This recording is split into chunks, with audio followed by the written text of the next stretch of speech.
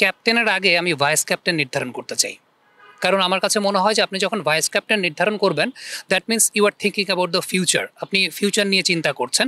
এবং যেটা হয় যে পুরো বিশ্বব্যাপী ভাইস ক্যাপ্টেনকে রেডি করা হয়, ক্যাপ্টেনের ছত্রছায়া রেখে ভাইস ক্যাপ্টেনকে রেডি করা হয়, ওইভাবে তাদেরকে প্রিপেয়ার করা হয়। ইন্ডিয়া টিমে যদি আপনি চিন্তা করেন যে রোহিত শর্মা যদি ছেড়ে দেন, ক্যাপ্টেনের কিন্তু অভাব নেই। Hardik Pandya captain, Suryakumar Yadav captain, Shubman Gill captain, কারণ তারা প্রত্যেকেই ইন্টারন্যাশনাল ক্রিকেটে ক্যাপ্টেন্সি করেছেন। ঋতুরাজ গায়কোয়াড় ক্যাপ্টেন। তো আমার কাছে মনে হয় যে প্রথমত আমি ভাইস ক্যাপ্টেনটা নির্ধারণ করতে চাইবো, এবং আমার কাছে মনে হয় যে ফিউচারের জন্য এখন থেকে তৈরি করার জন্য নেতৃত্বের জায়গাটা Towhid Hridoy is the best possible choice for vice captaincy. আর এই মুহূর্তে আপনি যদি ক্যাপ্টেনের কথা বিবেচনা করেন, আমার কাছে মনে হয় যে দুজনেই শক্ত কন্টেন্ডার, লিটন কুমার দাস এবং তাসকিন আহমেদ।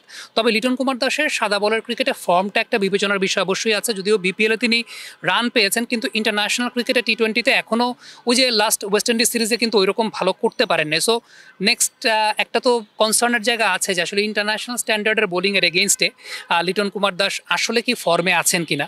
তাসকিনকে আমার কাছে মনে হয় যে সব দিক থেকে তাসকিন যেহেতু একদম অটোমেটিক চয়েস, আপনি টি-20 ক্রিকেট যদি চিন্তা করেন, কিংবা ওয়ানডে ক্রিকেটও চিন্তা করেন, টেস্ট ক্রিকেটও চিন্তা করেন, তাসকিন তিনটা ফর্মেটে আমাদের প্রমিনেন্ট প্লেয়ার।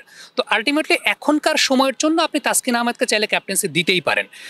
তবে এখানে আরেকটা বিষয় উল্লেখযোগ্য, সেটা হচ্ছে যে লিটন কুমার দাসকে যদি আপনি ক্যাপ্টেন্সি দেন, এখন এরকম আবার সিচুয়েশন যাতে তৈরি না হয় যে আপনি শুধুমাত্র ক্যাপ্টেন্সির জন্য লিটন কুমার দাসকে কম্বিনেশনে বসাতে পারছেন না। কারণ দেখা গেল যে যেহেতু তিনি ফর্মে নাই সাদা বলের ক্রিকেটে, আবারও বলছি বিপিএলে ফর্মে এসেছেন, বাট কোন কোয়ালিটির বোলিংয়ের এগেনস্টে ফর্মে এসেছেন সেটা একটা কিন্তু গুরুত্বপূর্ণ বিষয় আছে।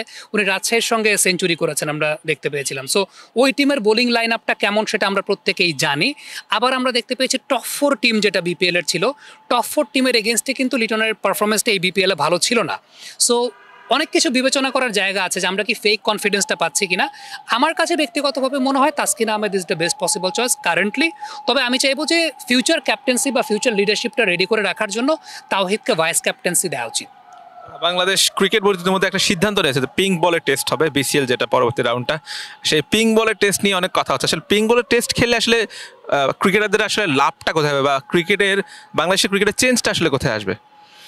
আসলে পিঙ্ক বলের বিসিএলের যে কনসেপ্টটা, সেই কনসেপ্টটা গত বিপিএলের সময় বিসিবি প্রেসিডেন্ট ফারুক আহমেদ, তার সঙ্গে আমার কথা হয়েছিল। এবং আপনারা যারা আমাকে অন্য প্ল্যাটফর্মে ফলো করেন জানেন আমি অনেকদিন ধরে এই ব্যাপারটা কথা বলে আসছিলাম। এটা বলে আসছিলাম আসলে দুইটা বিষয়। একটা হচ্ছে আমাদের প্রিমিয়ার লিগের যে সুপার লিগটা, সেটা অন্তত যদি ডে নাইট করা যায়। আরেকটা হচ্ছে আমরা যদি ডে নাইট টেস্ট করতে পারি আমাদের দেশে। এটার প্রথম কারণটা আমার ছিল আসলে কোন জায়গাটায়, একটু ব্র্যান্ডিংয়ের জায়গা থেকে। দেখেন আমাদের ফার্স্ট ক্লাস ক্রিকেটটা কিন্তু জমজমাট না, সেটা টেলিভিশনে লাইভ টেলিকাস্টও হয় না, এটাকে আমরা পিকনিক ক্রিকেট বলি। এবং এই যে পিকনিক ক্রিকেট বলি, টেলিভিশনে লাইভ টেলিকাস্ট হয় না, প্লেয়াররা অফিসিয়ালরাও একটু ডিমোটিভেটেড থাকেন। এটাকে আসলেই পিকনিক মোডেই তারা ওইভাবে চিন্তা করেন, কারণ এটার ব্র্যান্ডিং ইমেজটা ওইরকমভাবে হাই না।